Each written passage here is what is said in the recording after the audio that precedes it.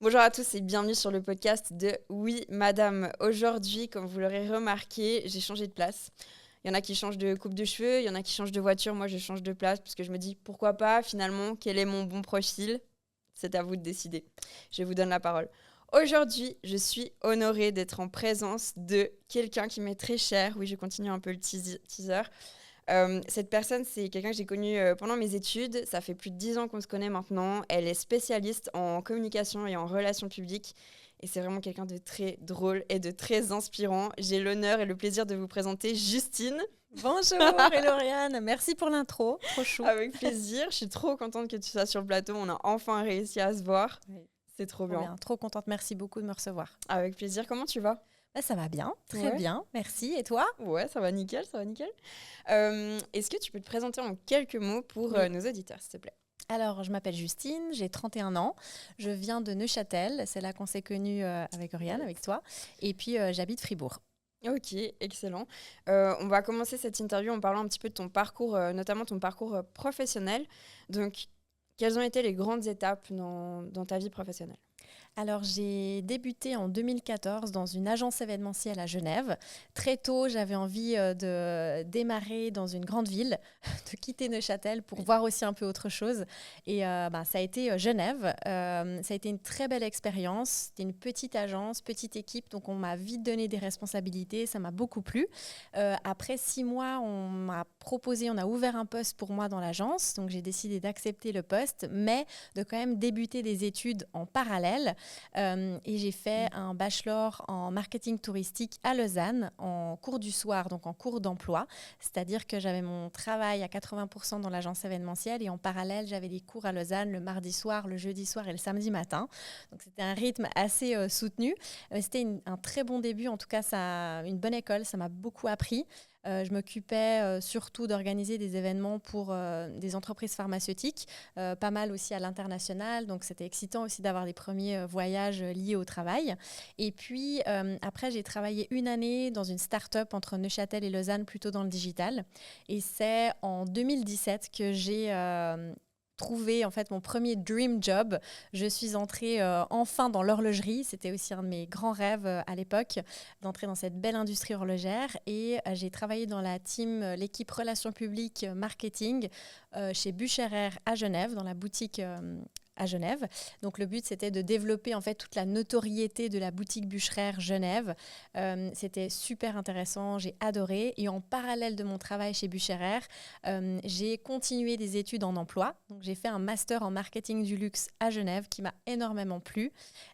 Et c'est en été 2020 que j'ai trouvé mon deuxième dream job chez Clarins en tant que Public Relations Manager, où je me suis occupée pendant 4 ans et demi de toute la partie stratégie, relations publiques, communication pour le marché suisse chez Clarins. J'ai fait 4 ans et demi et j'ai terminé cette année, fin 2024, en tant que Head of PR and Communication, où j'ai quitté l'entreprise pour me mettre à mon compte en tant que consultante, relations publiques, communication indépendante en fait, et débuter cette nouvelle année 2025 avec une nouvelle vie au final. Qu'est-ce qui a fait que tu as pris cette décision de te mettre à ton compte? Alors, c'est surtout deux piliers principaux qui m'ont fait prendre cette décision. C'est le côté, en fait, liberté et créativité. Donc, j'avais envie d'encore plus de liberté et d'encore plus créer.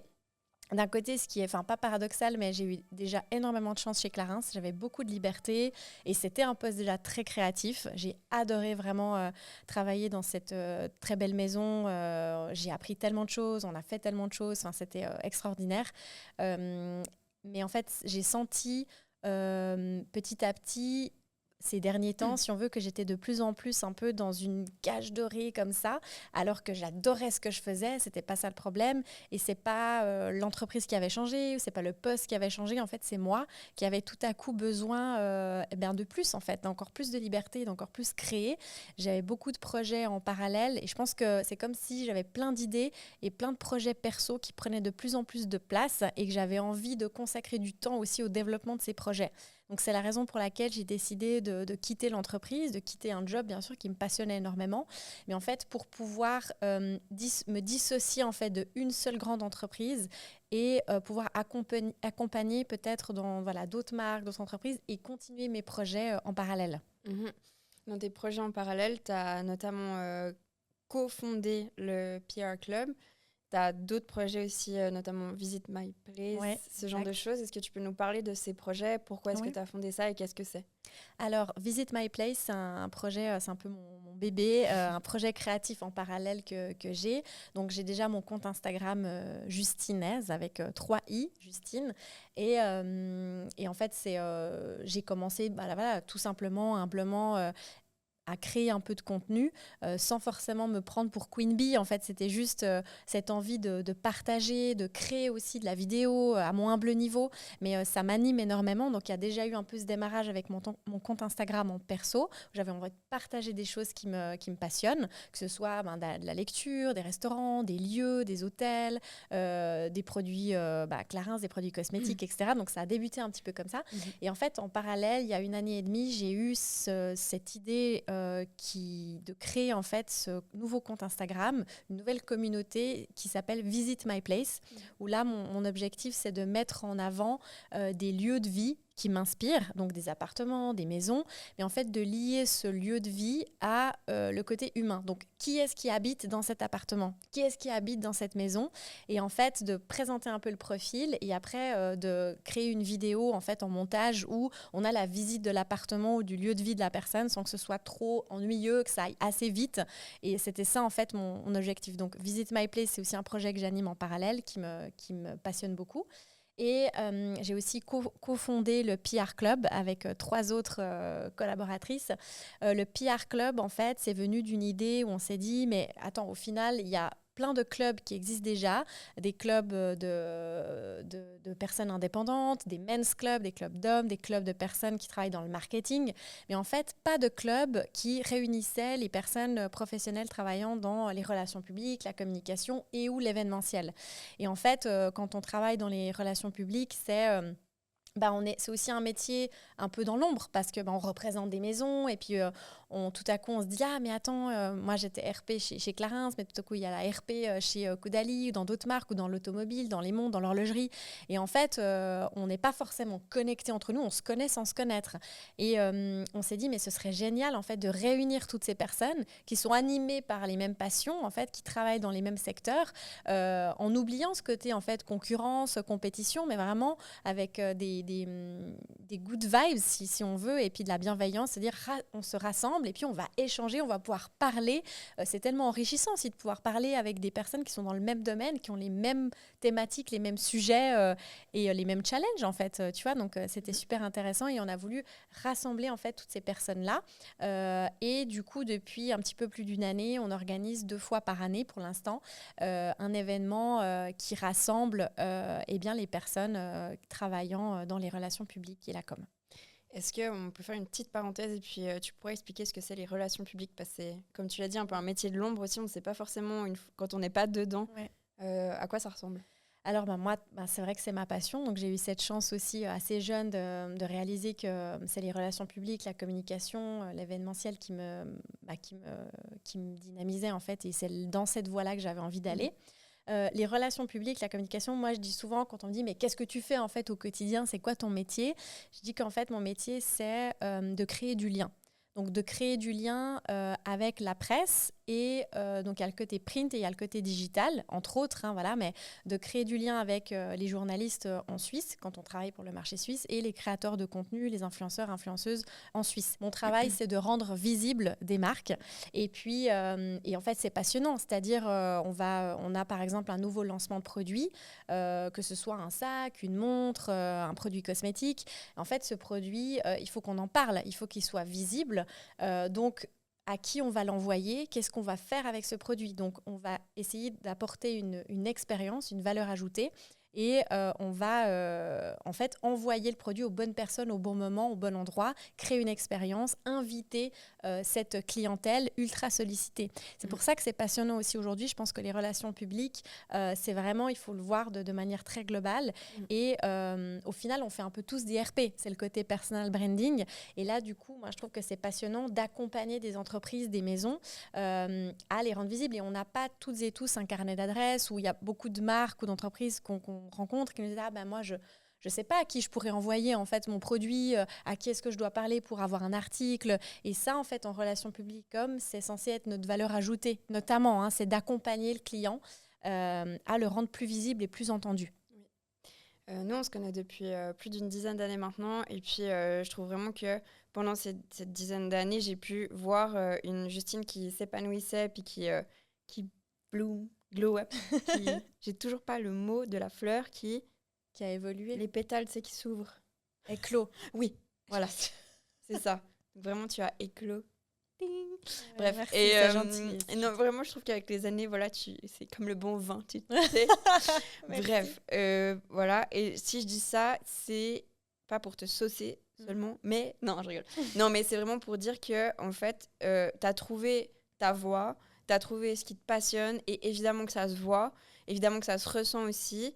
Et mais on va quand même revenir sur une période moins cool, qui est environ 2014. On est là, on est jeunes. On est si jeune. On connaît un peu rien de la vie. Et c'est vrai que l'université, ça a été un choc positif et négatif. Mais je veux dire, ça a été un choc. Il y a eu des prises de conscience. En plus de ça, voilà, on a étudié la sociologie. C'est-à-dire qu'on a aussi appris qui a le pouvoir ou pas dans notre société, les classes sociales, l'habitus de Bourdieu, blablabli, blablabla, tout ça. Et donc, moi, en tout cas, je me souviens que je me disais, mais mes parents, ils n'ont pas fait l'uni. Qu'est-ce que je fous là ? Est-ce que j'ai vraiment ma place ici ? Tu sais, toutes ces questions un peu de légitimité, que tu as aussi été confronté à ces questions-là. Et finalement, voilà, ce qu'on pourrait dire qui a été un peu, entre guillemets, un échec pour toi. Après, on s'est rendu compte que c'était une victoire. C'est très flou pour ceux qui ne savent pas de quoi je parle, mais je vais te laisser, toi, expliquer tout ça. Mais est-ce que tu peux nous dire un peu comment tu as fait pour glow up comme ça, en fait, pour te retourner d'une situation qui était compliquée, où tu étais peut-être un peu perdue, où tu savais pas exactement qui t'étais, à la Justine que tu es aujourd'hui, qui est bien dans ses bottes, qui est là, qui est... Ça me fait plaisir. Merci beaucoup pour ce retour. Et c'est vrai qu'en fait, c'est hyper important de parler aussi des difficultés, des challenges. Et quand on raconte comme ça une carrière, une période de vie, en fait, il n'y a pas tout qui est tracé et qui est sur une ligne droite. Du coup, moi, j'ai terminé le lycée, le gymnase selon les cantons à Neuchâtel. Et puis, j'étais une des premières de classe, une personne très studieuse. J'ai beaucoup toujours étudié. Et en fait, je pense qu'on a, pas tout le monde, et on a eu cette réflexion. En fait, on terminait le lycée et un petit peu naturellement on s'orientait vers l'université et puis moi j'ai pris comme toi, et c'est là qu'on s'est rencontrés, donc sciences de la communication et sociologie, et j'ai fait l'université pendant une année et j'ai arrêté. Dans le sens, j'ai arrêté, donc j'ai réussi les premiers examens du premier semestre. Et le deuxième semestre, c'était quand même un échec où j'ai loupé plusieurs examens. Et pour moi, c'était le premier échec, le premier gros échec de ma vie. C'était le premier, en fait, où j'ai été confrontée. Et ça a été franchement quand même un choc parce que je n'ai pas compris. Dans le sens où j'avais beaucoup étudié, j'avais l'impression de comprendre plus ou moins les cours. Et puis, on était une bonne équipe aussi à l'Uni. Et j'avais le sentiment, en fait, d'être quand même... que ça allait jouer, que ça allait fonctionner. Et tout à coup, paf, en fait, non. Tout à coup, tu loupes et je n'ai pas compris. Et en fait, j'ai décidé d'arrêter.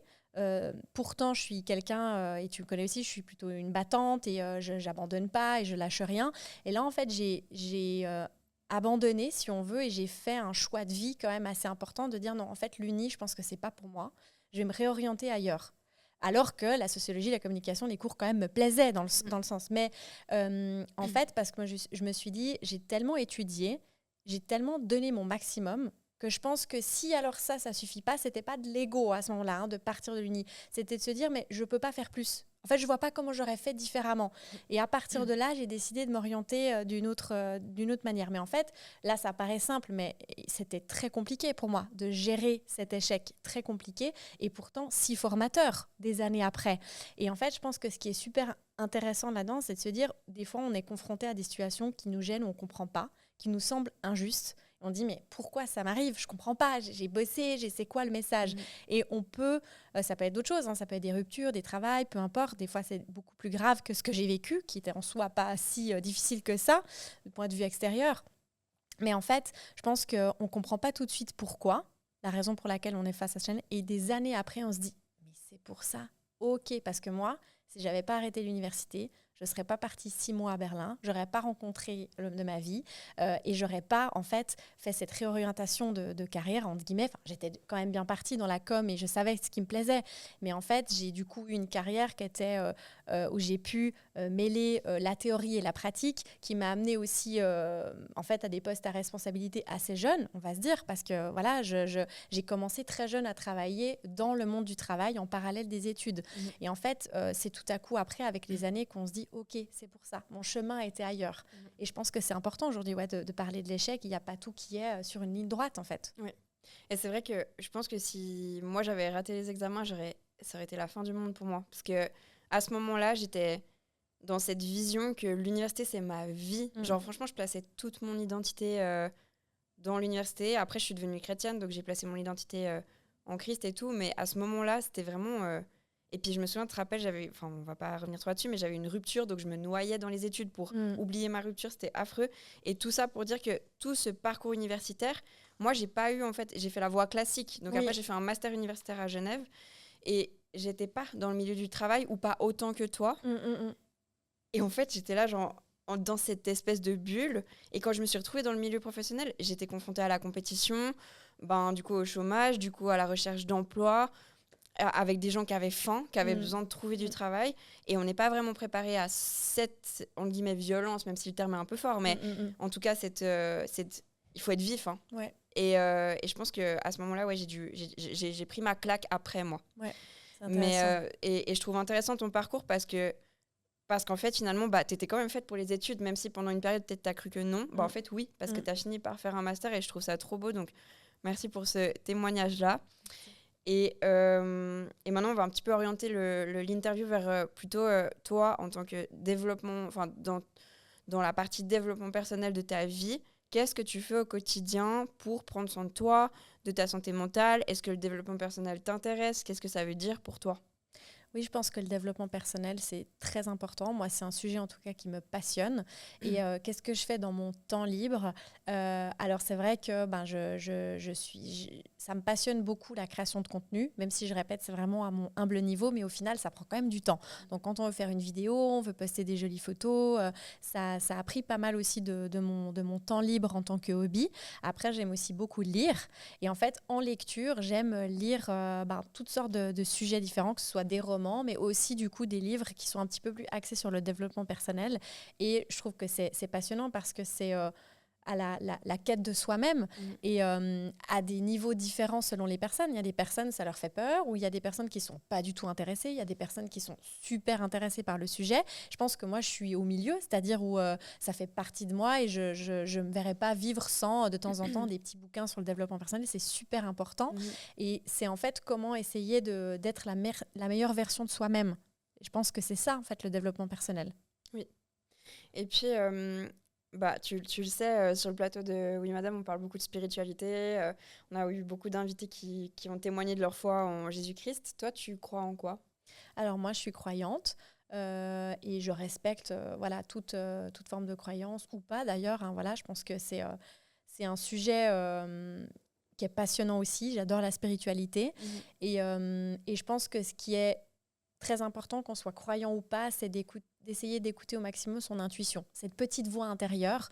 Et puis, parce que je pense que et ça, c'est pas facile d'écouter cette petite voix de l'intuition, mais et c'est un objectif pour moi aussi tout le temps d'essayer d'arriver à faire taire le bruit, l'ego, tout ce mécanisme un peu cérébral qui peut nous prendre beaucoup de temps et de pensée et d'énergie, et de se dire, ok, voilà, qu'est-ce que au fond ça veut dire, où est-ce que je veux aller ou pas, et s'écouter parfois, ça fait peur aussi. Donc, mais je pense que c'est intéressant en tout cas, et c'est important d'essayer d'être fidèle à soi-même, à ses valeurs et à cette petite voix qui nous guide. Et c'est vrai que, comme on disait avant, c'est tellement plus précieux et je pense presque vital. Toi, tu parles de petite voix, moi je parlerais du Saint-Esprit, de ce qu'on entend en fait, ce qui nous guide, tu vois, notre guide. C'est tellement important parce que quand on prend des choix basés sur la peur, on sait que c'est la plus mauvaise conseillère et je pense qu'on arrive forcément à un moment ou à un autre à se prendre le mur. Donc par rapport à la peur, par rapport à l'anxiété, à cette sorte d'angoisse sociétale, ou je sais pas comment appeler ça, mais Comment tu gères ton anxiété? Est-ce que tu en as? Est-ce que tu en as plus? Est-ce que tu en as pas? Enfin, quelle évolution il y a eu par rapport à ça aussi? Je pense qu'on a tous des craintes, des peurs, et selon nos moments de vie qui vont aussi évoluer et varier. Et en fait, moi, quelque chose que j'ai débuté depuis quelques années qui m'aide beaucoup, que j'utilise pas forcément tous les jours parce qu'il faut être réaliste et c'est compliqué de faire des routines matin, soir Oui. voilà, qui durent sur le long terme, même si c'est super important. J'ai une application de méditation et j'essaye en fait quand j'ai des moments de stress le matin et ou le soir, et c'est pas forcément très long, mais ça va m'aider à faire taire le bruit en fait dans la tête, et ça cogite beaucoup et on est des créatives aussi, donc c'est clair qu'on a beaucoup d'idées à la minute, ça cogite, il y a ce côté aussi adrénaline, on a envie de faire plein de choses, et des fois c'est de se dire ok, je mets sur pause, et ça c'est aussi un apprentissage et c'est super intéressant. Donc moi c'est quelque chose personnellement qui m'aide beaucoup. Par rapport justement à ce que tu disais, à cette envie aussi de créer, de faire des choses, tu l'as dit plusieurs fois que tu es passionnée et ça se voit, ça se ressent. Quelles sont tes ambitions de manière générale? Oui, alors moi, ce qui m'anime et ce qui me drive depuis assez petite en fait, et c'est comme pas une mission de vie parce que voilà, qui suis-je pour dire que c'est ma mission de vie, mais quelque chose en tout cas qui compte beaucoup pour moi, qui me drive, c'est de montrer en fait qu'on peut être une femme aujourd'hui qui réussit dans la vie, dans sa carrière, sans forcément cracher sur les autres, critiquer, être mesquin. Et je pense qu'il y a ce développement aussi entre femmes et le côté sororité franchement, qui m'anime énormément et qui me passionne. Et je pense que moi, aujourd'hui, c'est ça mon rêve, et c'est de pouvoir avoir la chance de peut-être développer la vie de mes rêves, c'est-à-dire être passionnée dans ce que je fais au quotidien, d'avoir des relations saines, passionnantes avec mes amis, ma famille, d'essayer d'avoir un équilibre assez sain. Mais quand je dis équilibre, c'est en fait de vivre aussi d'une passion, de plusieurs passions. Aujourd'hui, on n'est pas qu'une seule chose, on est drivé, animé par plusieurs casquettes, on a plusieurs côtés qui nous animent. Et puis, du coup, donc, je dirais que c'est ça, en fait, mon rêve, c'est de pouvoir mener à bien ce chemin et cette vie, et peut-être pas d'inspirer, parce que voilà, j'ai pas envie d'être arrogante et c'est pas ça, mais C'est pas forcément vous. ouais, mais c'est de justement, en tout cas moi j'ai envie d'être inspirée Oui.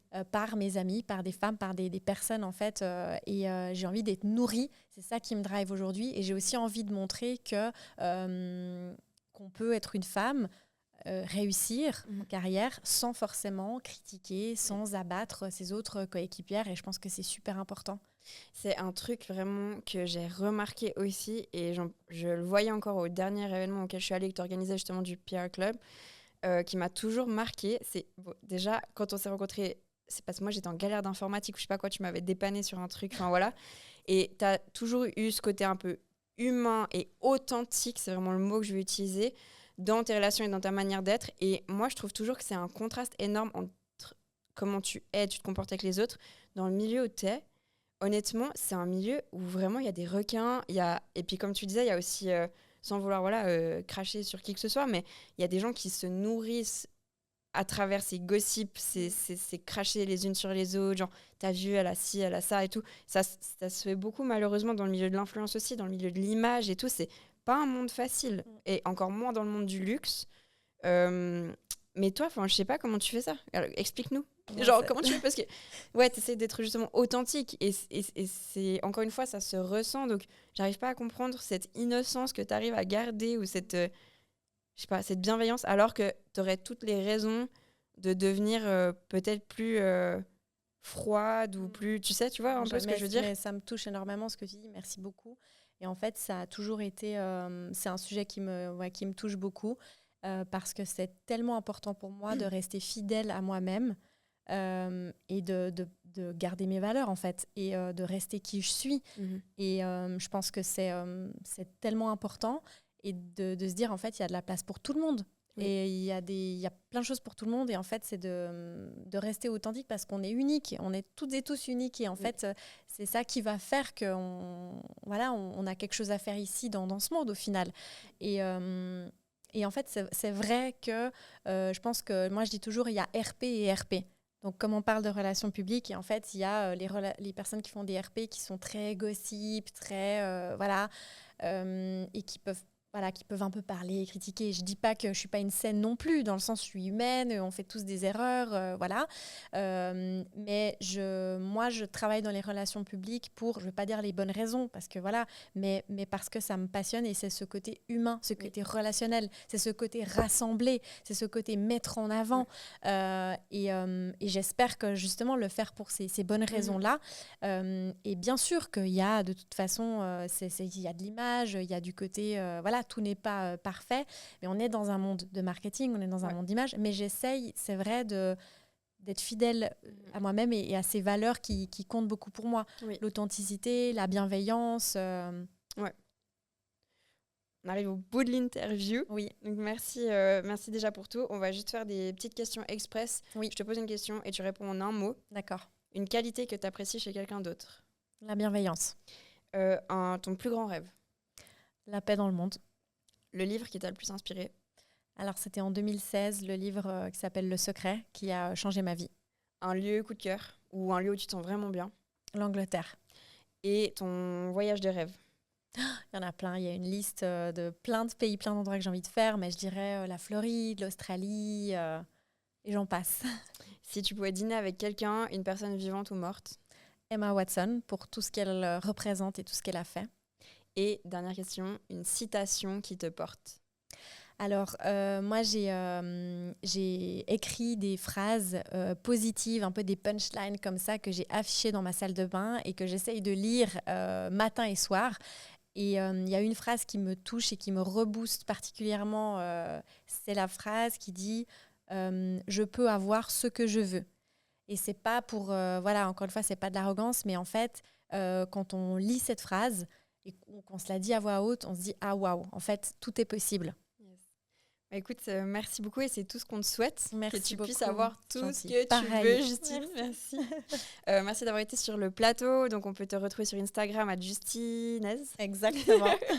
Et puis, on te souhaite tout le meilleur pour cette nouvelle aventure en indépendante, en tout cas. Merci beaucoup. Merci pour ton authenticité et ton partage. Merci. Merci à tous de nous avoir suivis. On se retrouve tout bientôt pour un nouvel épisode. D'ici là, prenez soin de vous.